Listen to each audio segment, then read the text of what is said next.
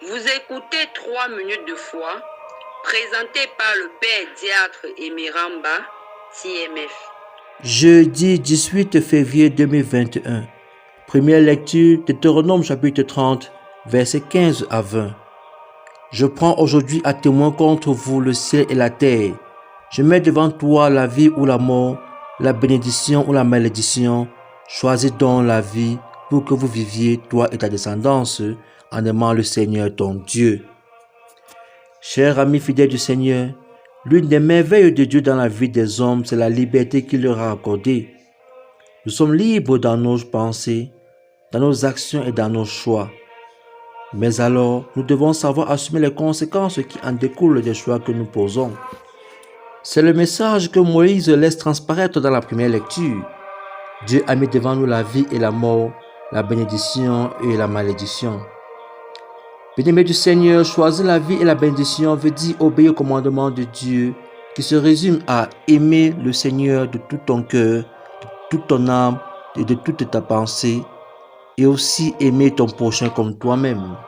Matthieu chapitre 22, versets 37 à 40.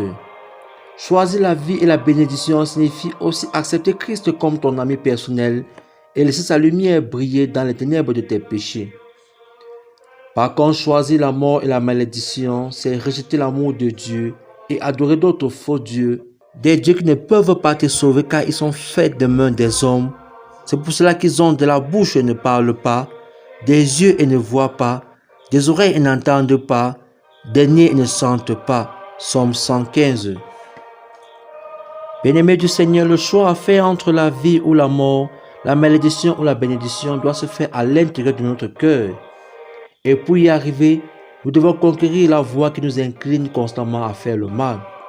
C'est pour cette raison que la plus grande victoire d'un homme est de se conquérir soi-même.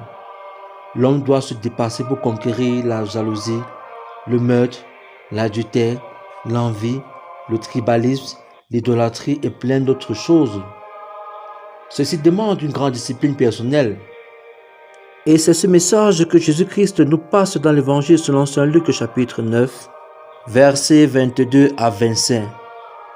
Il leur disait à tous, « Celui qui veut marcher à ma suite, qui renonce à lui-même, qui prenne sa croix chaque jour et qu'il me suive. » Bien-aimés du Seigneur, nous devons être conscients d'un fait.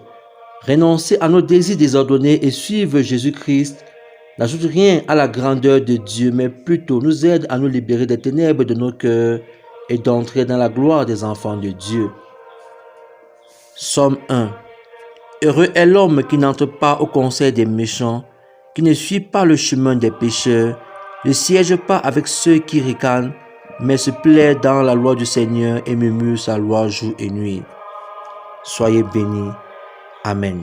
Merci à l'ICMF pour cette méditation. Un seul numéro WhatsApp 676 25 65 05. Que Dieu vous bénisse.